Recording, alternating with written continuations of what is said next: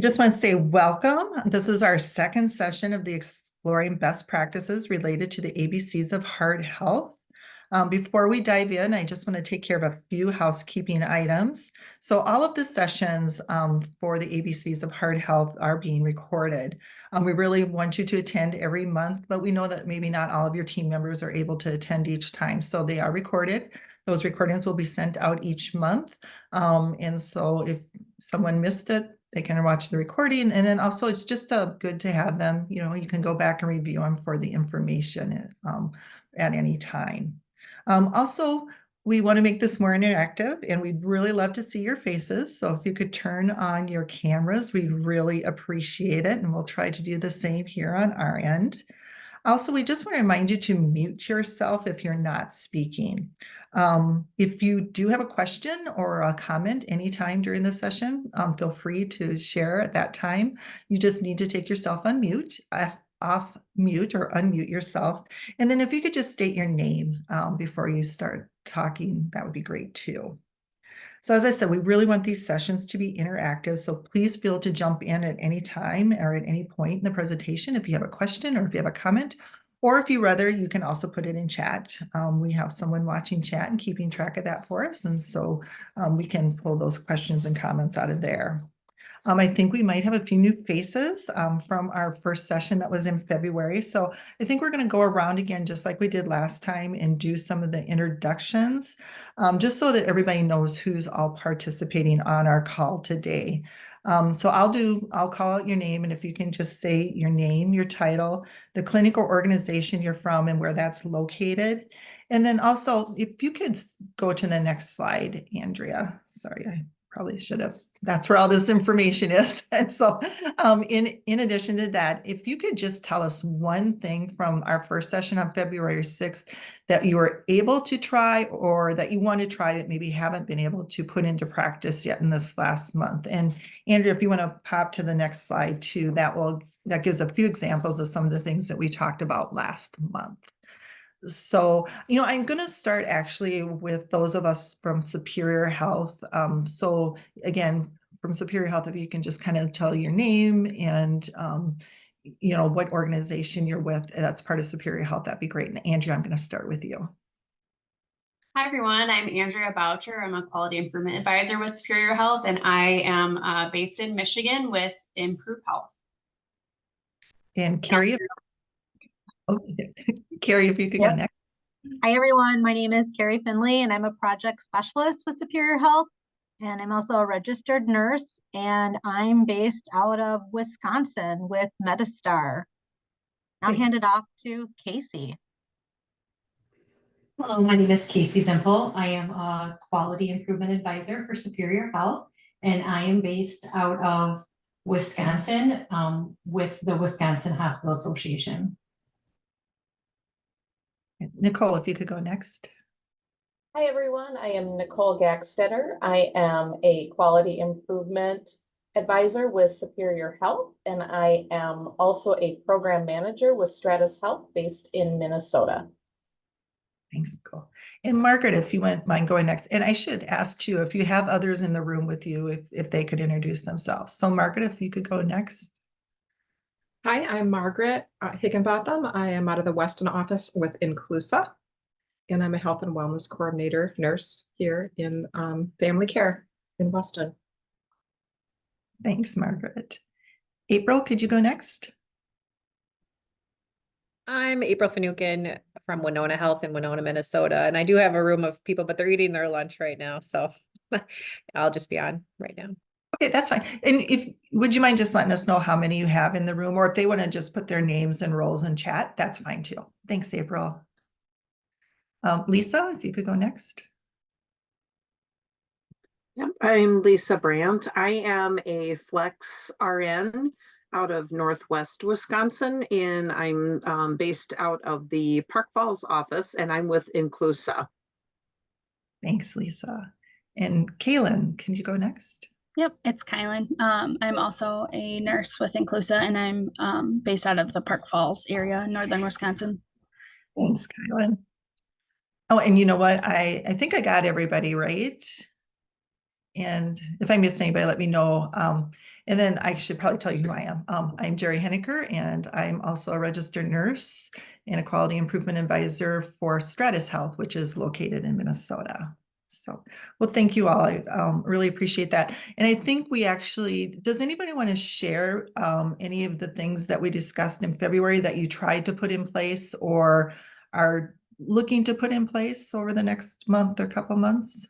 Anyone want to share that? And you can just unmute yourselves and let us know.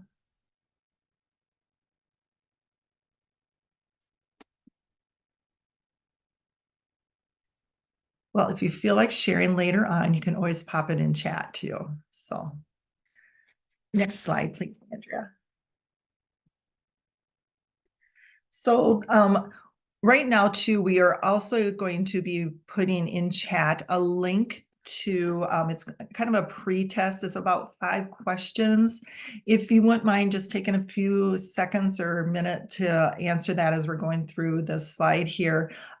This slide just talks about our upcoming sessions that are part of this collaborative. And as a reminder, we're meeting the first Tuesday of every month. The sessions are from 12 to 1 o'clock Central and 1 to 2 o'clock Eastern time. So today we're doing part 2 of putting your SMBP program in place. On April 2nd or next month, we'll do aspirin use and cholesterol management. Then in May, we'll be doing tobacco cessation, and then in June, cardiac rehab. So again, yep, I do see we have that pre-evaluation link in chat. So if you can just take a few minutes to do that, that'd be great. Next slide, please. So here are the objectives about and what we'll be talking about today. So we're going to be looking at how to identify clinically validated devices for use in your SMBP program. So that's kind of a very important first step when you're doing your SMBP program, making sure the devices you're using are clinically validated. We also wanted to talk a little bit on that return on investment. So recognizing and using specific current procedural terminology or CPT codes for your SMBP program. Also describing and understanding the device accuracy testing. So a little bit about that and where you can find that information. We're going to review appropriate cleaning and disinfection processes for blood pressure devices. And then also a lot of time today we're going to be spending on training techniques for your patients and helping them get ready to self-measure. And this will also include some information on motivational interviewing or using motivational interviewing to do that. So next slide, please. We're going to really start out with here those first 3 objectives of clinically validated devices, CPT coding, and accuracy testing. Next slide, please.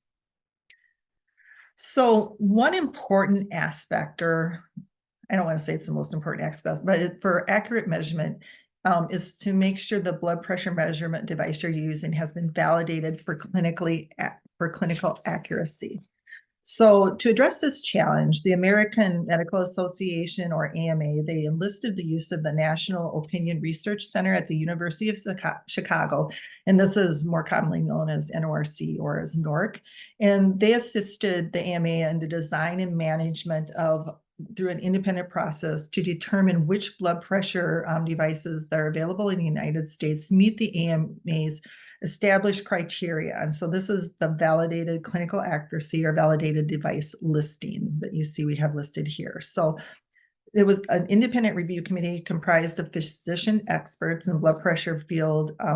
They assess the blood pressure devices and they make sure that they meet that VDL criteria for validation and clinical accuracy. It's an independent review process, and that's where we get these listings from. So what we have here, the one for the United States is the one I think people would probably most commonly use here in the United States.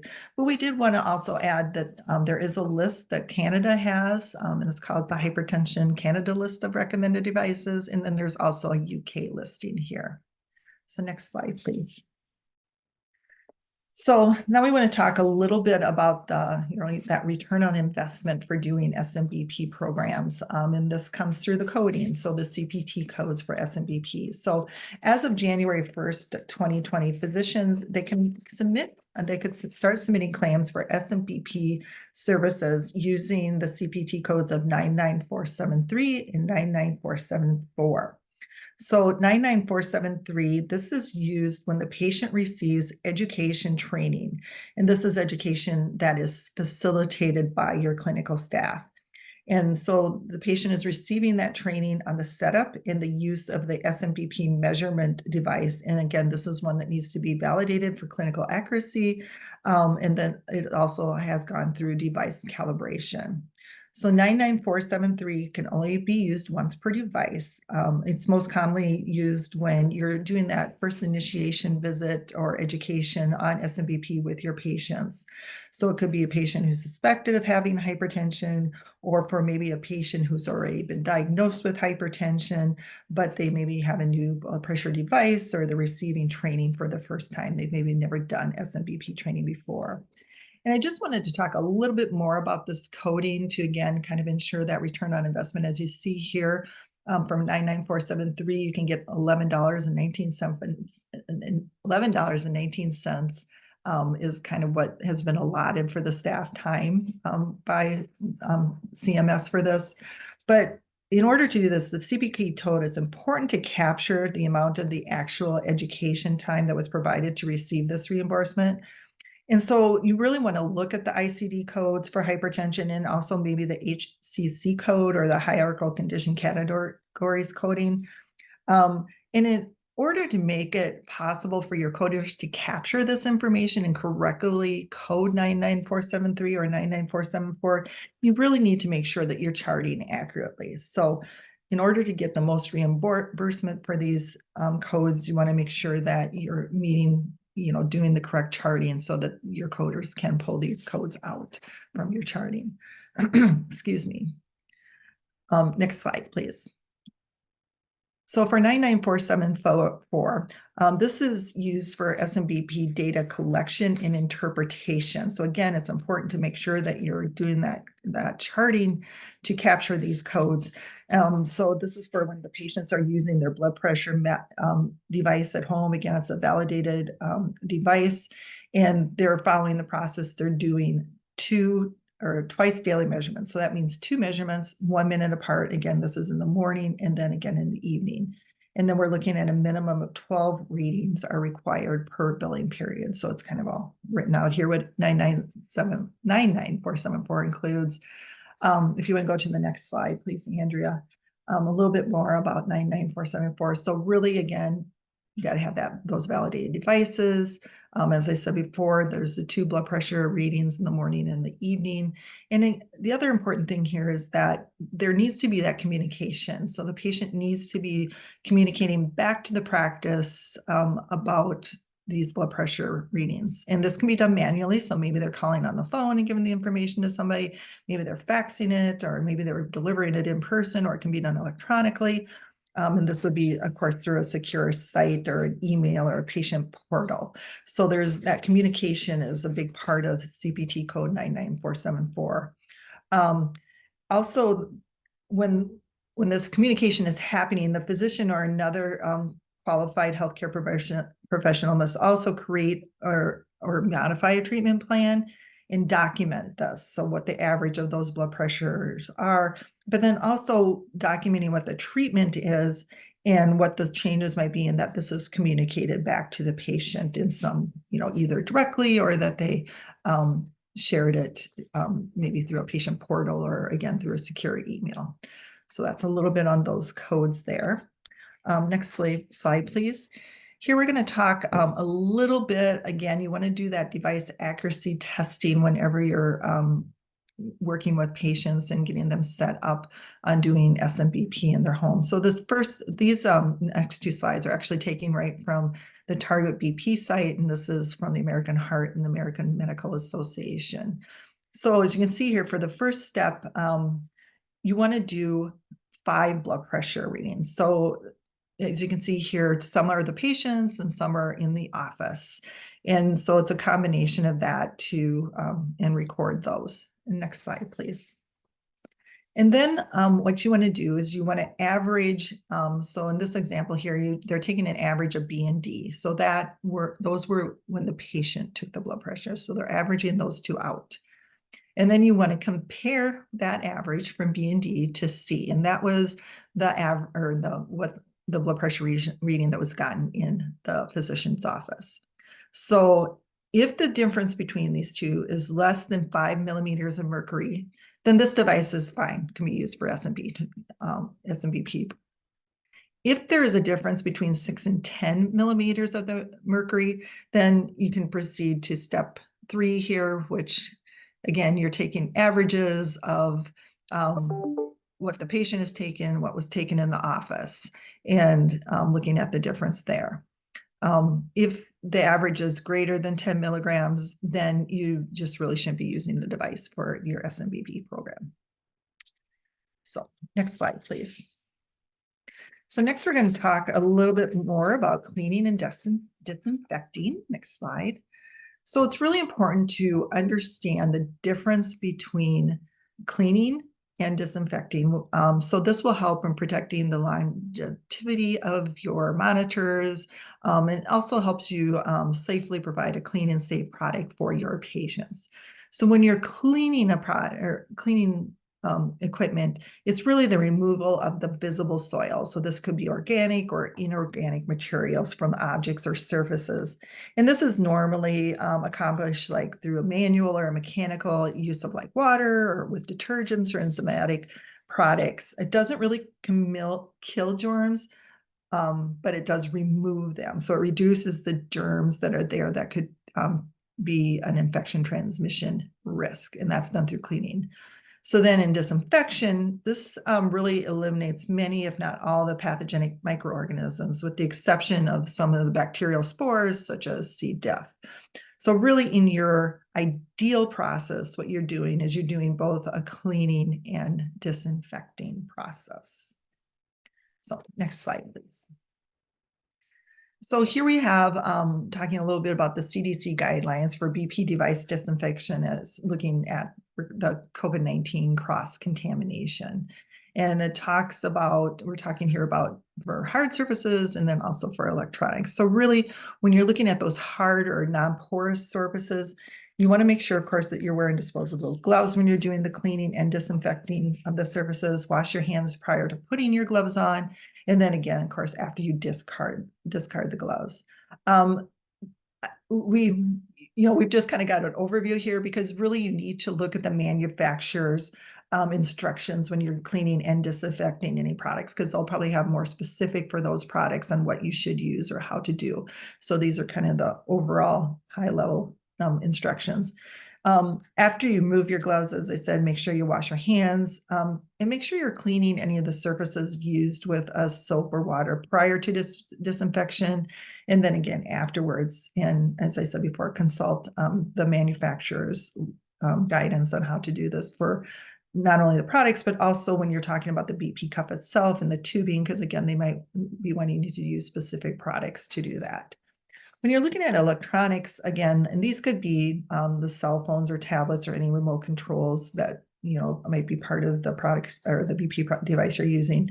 Again, follow manufacturer's instructions, but you might want to consider using covers that are easier to wipe off and clean in some cases, or also if there isn't any manufacturer's device available, you can consider using like an alcohol-based wipes or sprays, and these need to be at least 70% alcohol to disinfect the different products. You want to make sure also that you dry your products, or excuse me, dry the equipment thoroughly after this is done. You don't want to have like pooling of liquids on the different equipment. Next slide, please. Jerry, we do have a question in chat. Do you want it now or towards the end?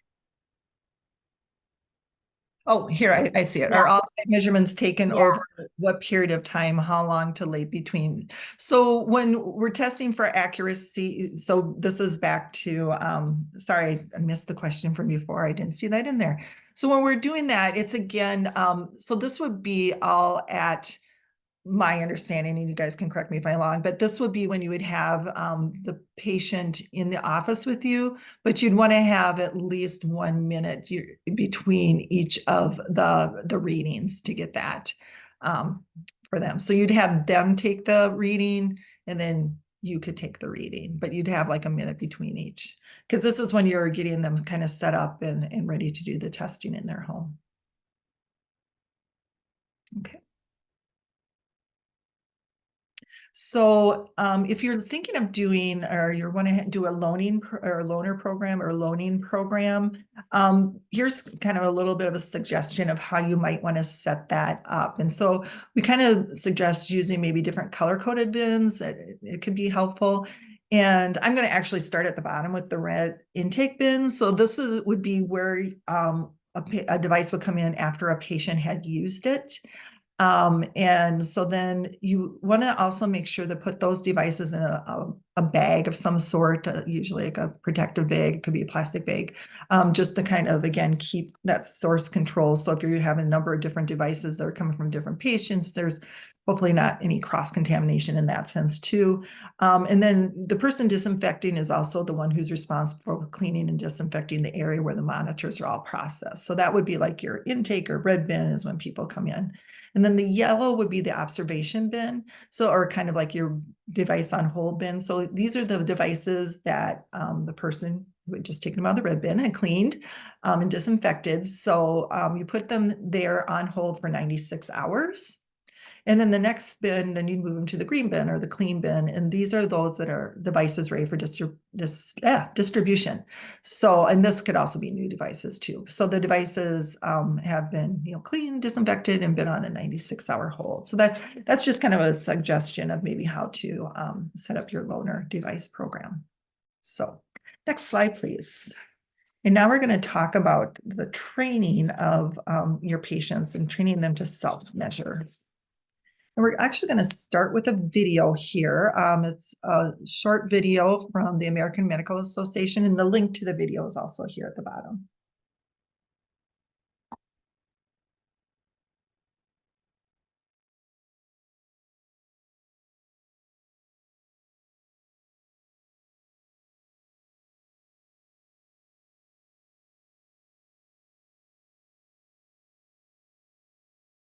Let's review the basics. Self-measured blood pressure monitoring is when you measure your blood pressure while not at your doctor's office or another healthcare setting. Self-monitoring will help your care team gain a more complete picture of your blood pressure over time. This is most commonly done at home. The American Heart Association and American Medical Association recommend using an automated, validated device with an upper arm cuff, and preferably one with memory that stores at least 30 blood pressure readings. If you're unsure, ask your doctor or pharmacist for advice. Typically, you can measure your blood pressure with just a push of a button. Make sure the cuff you're using is the right size and fits properly. If you are not sure, ask your care team. Many factors affect blood pressure results, so it is critical you follow the instructions your care team provides on how to properly self-measure. Watch this video closely. If you have any questions, ask your care team for help before getting started. Let's review step by step how to properly self-measure your blood pressure. First, be prepared. You will be taking your blood pressure twice each morning and twice each evening. If you take blood pressure medication, measure your blood pressure before you take your medication. Prior to measuring your blood pressure, make sure you empty your bladder and avoid exercise, caffeine, and tobacco for at least 30 minutes before getting started. Find a quiet space without distractions. Second, get in the right position. Sit with your back supported and do not cross your legs or ankles. Have your feet flat on the floor. If your feet don't reach, place them on a stool or other object so they are supported. Rest the arm you will use to measure your blood pressure on a firm, flat surface at roughly the level of your heart, which is about mid-chest. Have the palm of the hand of that arm face up to relax all of the muscles in the arm. Place the blood pressure cuff on your bare upper arm so that the bottom of the cuff is just above the elbow. Once you are positioned properly, rest quietly for 5 minutes before taking the first measurement. Third, while measuring your blood pressure, do your best to make sure the room stays quiet and avoid talking with anyone, watching or listening to TV, and using the phone or other electronics. Perform your first measurement. When completed, write down your blood pressure numbers and your pulse that are displayed on your device. Wait 1 minute. Then repeat for your second blood pressure measurement. Write down your second blood pressure numbers and your pulse. Your care team may give you a form to use to write down all of your blood pressure measurements and pulse. Continue your self-measured blood pressure monitoring routine according to the instructions given to you by your care team. Report your blood pressure results to your doctor's office in a timely fashion, and be prepared to discuss results and take action if needed based on the information you provide. Self-measured blood pressure monitoring is a great way for your healthcare provider to get a more complete picture of your blood pressure or confirming a diagnosis, assessing blood pressure control after changes in treatment, and monitoring blood pressure control over long periods of time. Remember, you play an important role in ensuring the results your physician or healthcare team receives are accurate. With accurate information, your care team can come up with the best treatment plan for you to improve control of your blood pressure.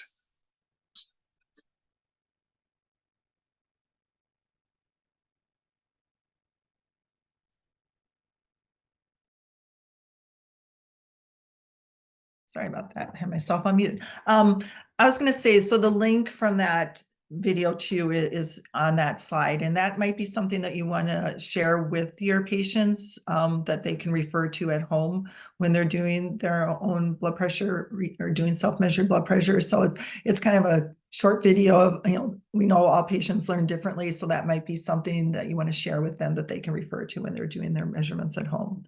So here over the next number of slides, we're going to actually go through 10 steps that we have listed here for training patients to self-measure. So we're going to go into more detail for each of the measures. These were some were talked about in the previous video, and I'll have to admit we don't have all the steps that they talked about in the previous video too. So next slide, please. So first, you want to discuss with your patient what SMBP is, or self-measured blood pressure is, and why it's important. First, find out what do they know about SMBP. If maybe somebody had already talked to them about it, or maybe they actually had gone through training before and they're back for a refresher, and ask them if they have any concerns about it.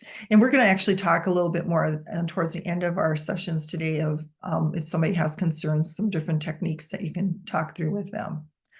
Also, just provide general information on hypertension, just again reminding them what hypertension is, why it's important to control hypertension.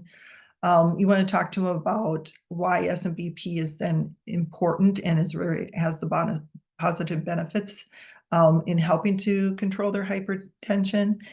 And then also, not only does it help them control their blood pressure, but it allows the physician and the other healthcare providers to get a more accurate idea of what their blood pressure is outside of the clinic setting. Because I think, as you're all familiar with, there's the white coat syndrome where patients maybe have high blood pressure in their office, but it's in the physician's office, but it's normal when they're not in the physician's office. Or we have patients who actually are normal in the physician's office, and then when they're outside the physician's office is when it's high. So there's a number of reasons to want to do SMBP, and just letting your patient know why those are important, and why getting more measurements over a longer period of time can help really establish where their blood pressure is sitting. Next slide, please. So here we have a couple examples, again, from Targeted BP, which is from the AMA and American Heart Association, of course. And then we've got the link to the video we just saw too, and that's also available in Spanish. And so these are patient education materials that you can share that talk about the importance and the benefits of blood pressure control and the benefits of doing SMBP. Next slide, please. So you want to teach your patients how to use the blood pressure device, or the device itself. And so you want to start with making sure, of course, that you have the correct cuff size, and explaining to the patient why this is important. And so what you'll do is you'll measure the patient's arm from the from the top of the shoulder and then down to the elbow. And then right in the middle, that is where you measure around the patient's arm to get the size of the cuff that you'll need. And if you have too small of a cuff, that often overestimates the blood pressure of a patient. And if it's too large, it's going to underestimate the size, or the patient's blood pressure. And I just thought of this. I don't think we have a slide on this. But there is a slide that then, or excuse me, there is information, I think there are on the links that we have here, now that I think about it, that gives you a range of what size cup you should have when you compare to when you measure the patient's arms here. So you want to make sure that you train your patients, the staff, to appropriately measure the patient's arms so that they, of course, can get the correct cuff for the patient when they are going home. And it's important that you measure while the patient is standing, as you can see here, and that that midpoint is where you get the size of the cuff. Next slide, please. So then you want to teach the patient how to use the blood pressure cuff. So we're, as part of this program, you'll be getting the blood pressure cuffs, but if you continue to do this program and the patient is buying their own cuff, or maybe you're doing I have suggested this to a patient and they already have a cuff, you want to make sure that it's a validated, it's on that VDL list. And again, making sure that it fits right. You want one that's an automated device that is for the upper arm. We don't recommend that they use wrist cuffs unless brachial readings aren't possible. We also don't want them using finger devices. So this is something you can talk to the patients about, again, if maybe they already have their own cuff versus the ones that we'll be providing you with. Again, if a patient is purchasing a device, make sure that they bring it in, or else I already purchased one, that they bring it in so that you can do the accuracy testing. Next slide, please. So you want to teach your patients how to use the device. So, this starts with, again, showing them, as we saw in the video earlier, how to position the cuff correctly on their upper arm, and make sure that they're using bare skin. It's really important that the cuff is placed on bare skin and not over clothing, because we don't want the patients to have to judge, well, how much clothing is too much clothing to try to measure your blood pressure over. So again, just tell them to use bare skin. It's always important too, you can refer to the manufacturer's user manual for instructions about placing the tubing from the cuff. Show them how to turn the device on so that it begins with the measure, so that they can do the measurement. Also explain to them that after the cuff has filled and then deflated, that's when the reading will be displayed with most cuffs. And then talk to them about what the different measurements mean, so that the systolic, or the top number, this is the number that represents your pressure in your blood vessels when your heart beats. And then that the bottom number is the diastolic. And this is your pressure in your vessels when your heart is at rest between beats. So next slide, please.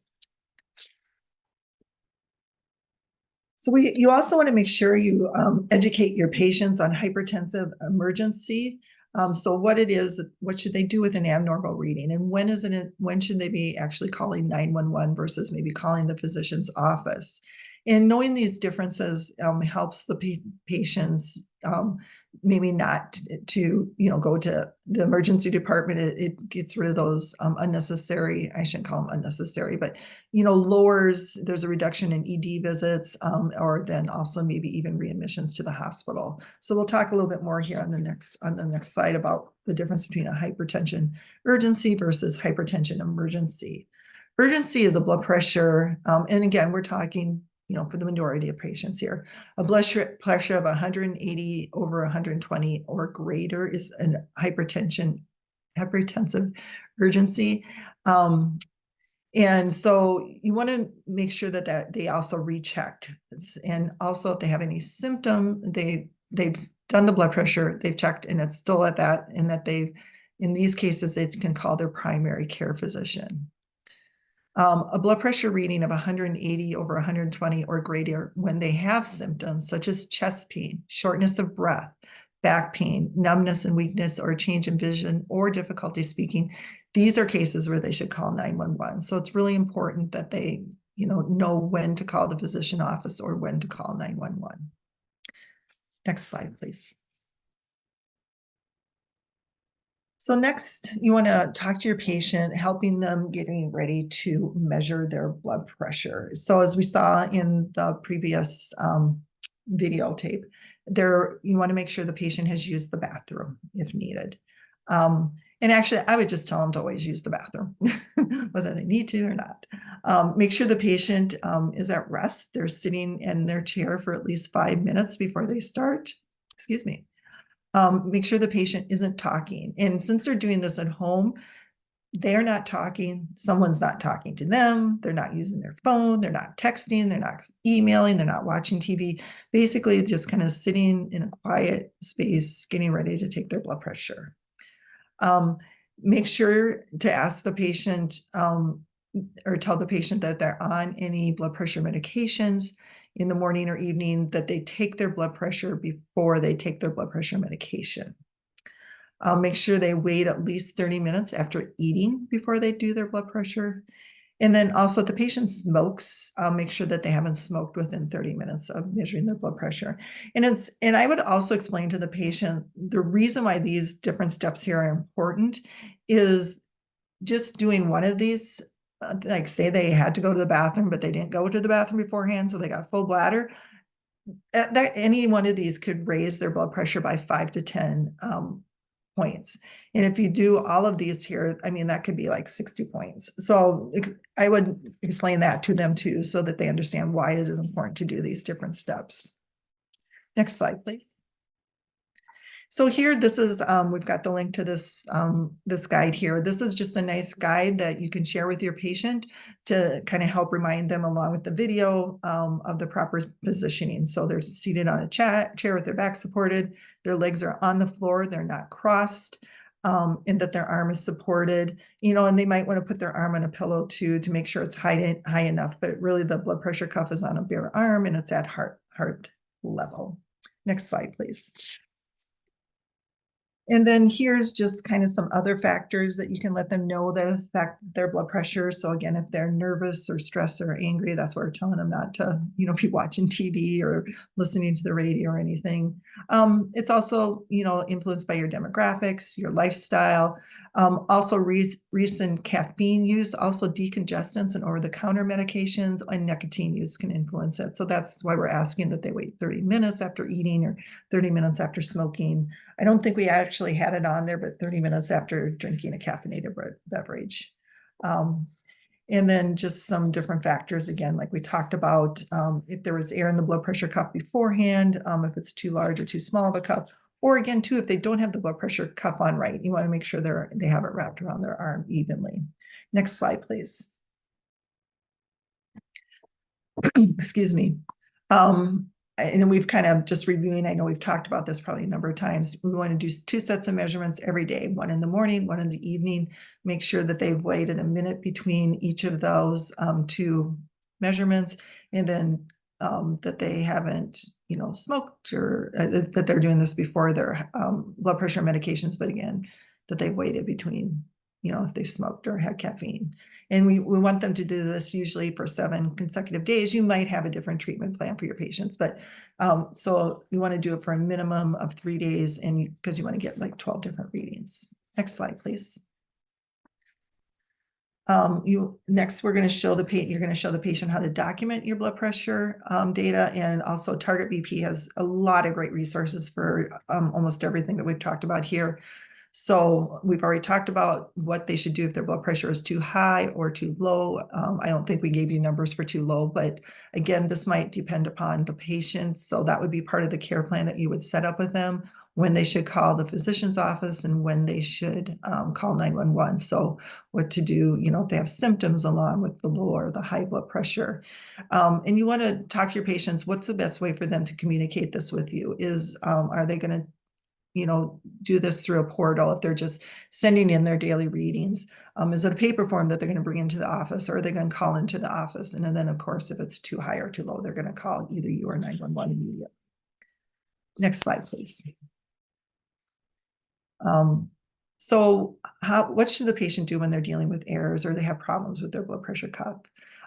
If you have an error for the first time, just tell them to start over, but if they're consistently having problems or an error is showing in the blood pressure cuff, then there should be a number to call.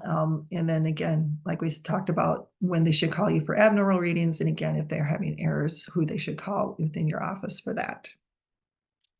Next slide, please. And then, so you want to make sure I'm sorry, I'm kind of hurrying up here. I realize we don't have a lot of time left. So you want to make sure that the patient understands how to correctly measure their blood pressure. So have them do a teach back. And then you can kind of go through if there's things they didn't understand or if they maybe made a mistake, so that's part of the teach back process. Provide a second demonstration if they need it, and then give them printer reminders or tips to help them to remember, and then again, kind of with numbers to call, or maybe they're sending it in through a portal. And then I know there's a number of different documents on the Target BP site that you could either print out for them or that you could use, that they could take home with them, and then also where they could record their blood pressures on. And then next slide, please. So make sure that if they brought in a device from home, that you do an at-home device accuracy check. They should be checked in the office for accuracy before the patient uses them at home. So the devices you're going to get, yes, you're going to check them before you even go through this whole steps 1 through 9 for the patient. But if the patient brings in a device, you want to make sure that they have checked that before. And again, as we said, if there's greater than a 5 millimeters per mercury difference, those are when you need to go through the different steps of checking to see if it's accurate. And if it's greater than 10, then of course you don't want to use it. Next slide, please. So we have a few other slides after this where we're going to kind of talk through a little bit about with these discussion questions and kind of talk a little bit about motivational interviewing. But we just kind of want to hear from you as you've listened here today. What are some common reasons that maybe you've already heard from patients regarding why they're having problems measuring their high blood pressure? And then how do you usually respond to that? And how do you make patients feel supported in managing their high blood pressure? And you can just unmute yourself and just say your name when you start speaking.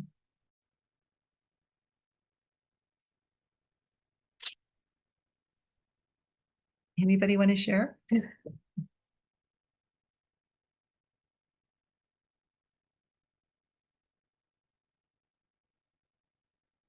What we can do, Andrew, do you want to just pop to the next slide? Let's talk a little bit. We're going to talk about some of the motivational interviewing techniques, and this might kind of then help you if you want to talk a little bit more about maybe what you've run into when you're working with your patients.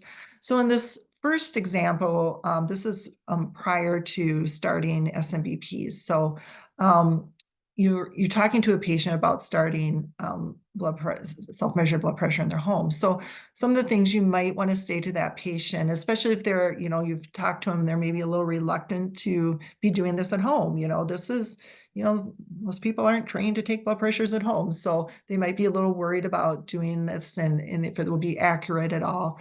So you can just tell them that it's really difficult understanding your blood pressure readings. So there's plenty of resources that you can send home with them to help them understand.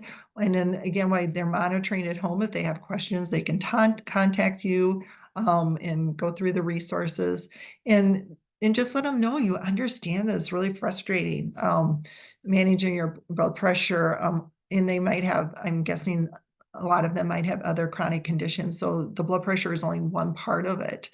And let them know that you hear what they're saying. It can be overwhelming with the different medications. And now we're asking them to take their blood pressure at home and telling them that they have to do it twice a day and they have to do 2 readings each time. So it's really a lot. So you want to make sure that part of this is, kind of telling them again, the benefits of doing these self-measured blood pressures at home. And it's part of motivational interviewing. It shows that you're listening to them by summarizing what maybe the patient has heard you explain to you to start with. So next slide, please. So in this next example, this is maybe after they've started SMBP and they're taking their device home for the first time. So again, maybe the patient has said that they're scared about their hypertension diagnosis. And they're worried about what's going to happen to them if they can't manage their hypertension. So again, just letting them know that you're hearing them, that it's scary being diagnosed with hypertension and knowing that they realize the problems of what comes with not having their hypertension under control. So that's why we're doing SMBP. We want to address it early, and it's great that they've decided to do this SMBP so that they can take care of themselves and address their hypertension. And then just ask them, what can we do together to help you feel more comfortable with monitoring? Again, this helps develop, that bond with the patient and helps them feel empowered. Just wondering if anybody else has anything they want to share about maybe the things they've encountered with patients when they're starting SMBP or just in managing their hypertension. We've got a few more examples, but love to hear from you guys. Carrie? Jerry, I have some comments in chat. Oh. April had mentioned in regards to why are patients reluctant, that patients don't want to add another medication. Like that might be a barrier to doing taking your blood pressure at home. And then also that they're not symptomatic and they feel fine. So there's some reluctance there to taking their blood pressure. Do you want to pop back to the other slide, Andrea, that we just did? So I think those are great points. I'm sorry, I didn't see those questions. And we did talk a little bit about here. So already they're on a lot of medication. So it's like, oh, now I'm going to be doing these blood pressures at home and I'm going to find out my blood pressure is even, is worse. But this can actually help them better control and maybe not be on medication. So I think that would hopefully that's helpful, April, and maybe talking to them about that. And that if they can keep it under, by doing this at home, they can keep their blood pressure under better control. Hopefully that's the goal of it. Not always knowing what's going on maybe isn't always the best. I wouldn't, maybe I wouldn't say that, but I'm going to go to the next slide, Andrea.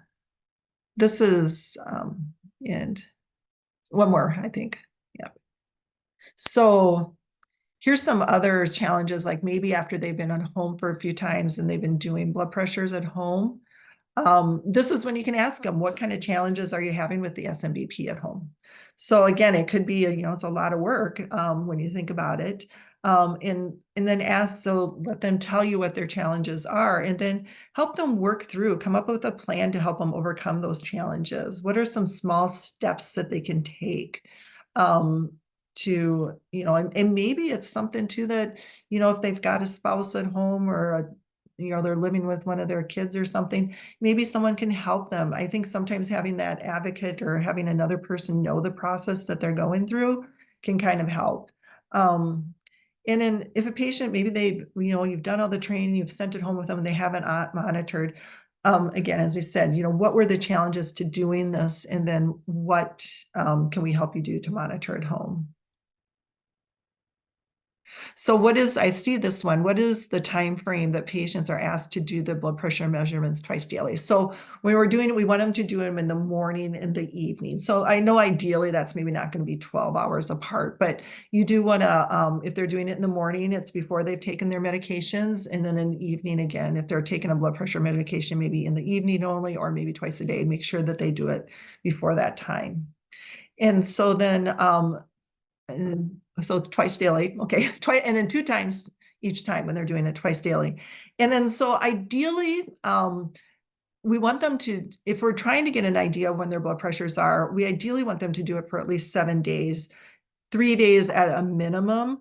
How long you do this, I think can some patients might be doing this for long periods of time. To keep their blood pressures under control. But to get the idea of where they are with their blood pressure, at least to start, and that could be too for patients if you're trying to figure out if their blood pressure is caused, if their high blood pressure is only when they're on the office, or maybe they don't have high blood pressure in the office, but they have it at home. That's where you can kind of get from that 7-day idea. It may be longer if you send the cuff home with the patient and you're just having a hard time getting their blood pressure under control. So, and then you're, maybe changing medication. So I think it can vary per patient. But when we talked earlier about the reimbursement, that's when they're looking at that you're doing it for 7 days. Did that answer your question, Margaret? And Jerry, there's one more question. So why do we ask them to check their blood pressure before they take their medications?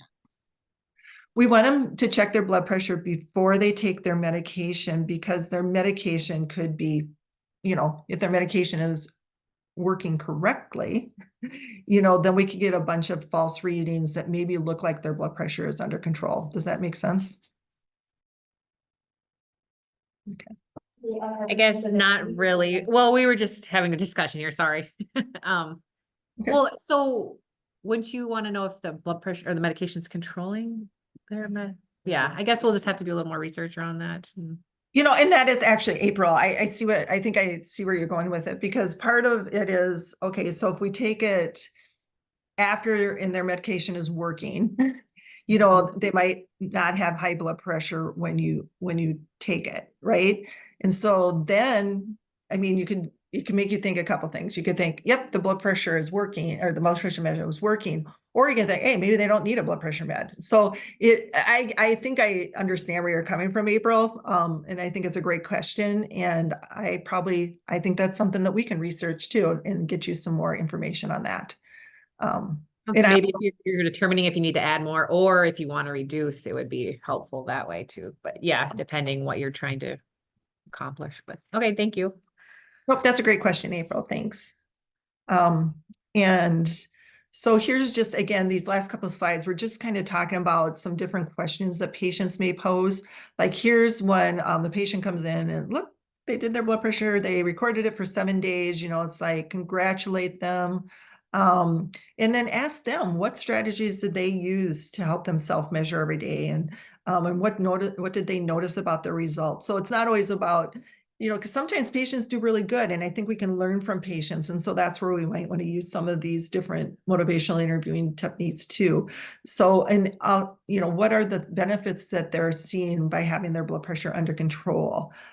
So encourage your patients to keep asking questions. So it's about ones who might be having difficulty, but also those who are succeeding, so we can learn from them.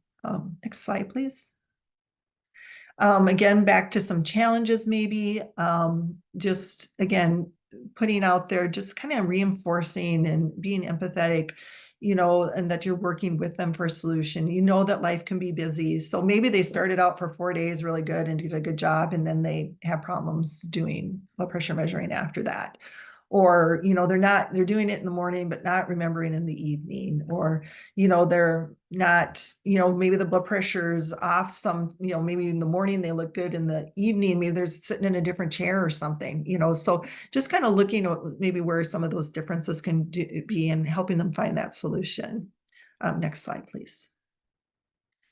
And then at the end of the program, so, like they've been doing this and we've got their blood pressure controlled and we're on a good dose, it looks like, for their med. Just kind of go through with them, what are some of the positive things that they've learned from the program, and what other healthy behaviors have they put in practice, and what are they planning to do next? So just kind of keeping that door open for the positive change that they can do. Next slide, please. So here we have some references. I'm sorry, we're kind of getting scrambling here at the end, a little tight on time. Here are the references, and we referred to most of I think we referred to all of these, excuse me, as we went through the slides. And then there's also additional on some of the slides. So any questions, and I know you guys have asked during, which is great, but any other questions that anyone has? Also, if you wouldn't mind putting in chat, maybe what is one key takeaway that you learned as part of both of these sessions that we did in both February and March. I forgot what month it was. Sorry about that. If you want to just put that in chat, what was one key takeaway? And while you're doing that, I'm also going to pull up some polling questions here. So the first polling, and can everybody see the polling question, or can you guys see it? Okay. The first polling question is, I learned something useful in the session. And so basically yes or no.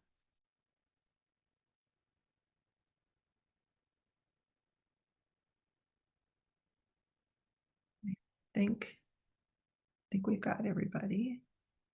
So thank you. I'm glad you guys learned something. It makes us feel better. And I'm gonna launch one more question here. So overall, how satisfied were you with the information that we provided during both these sessions on SMBP? So the February 6th and then today's March 5th session. So you got a couple choices here. And then also, I know Nicole put evaluation link, or excuse me, Carrie did, sorry about that, put an evaluation link in chat, and feel free to add, answer that one too. Thank you, guys.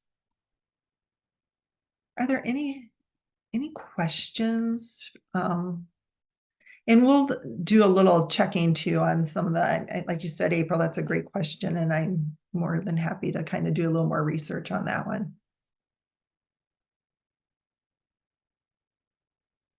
There's not any other questions. So just a reminder. Oops, I don't know if the polling question popped up for everybody or just me, but so again, we meet next on April 2nd, and we're going to talk about aspirin use and cholesterol management as part of the ABCSs of heart health. And then we'll do tobacco cessation and cardiac rehab in May and then June.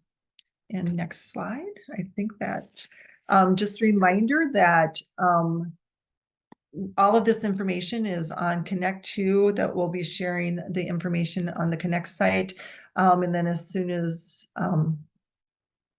oh, question, will we receive links to the recordings? Yes, we do. We'll put out the links to the recording. Actually, Carrie, can you remind me, how are the recording links being sent out?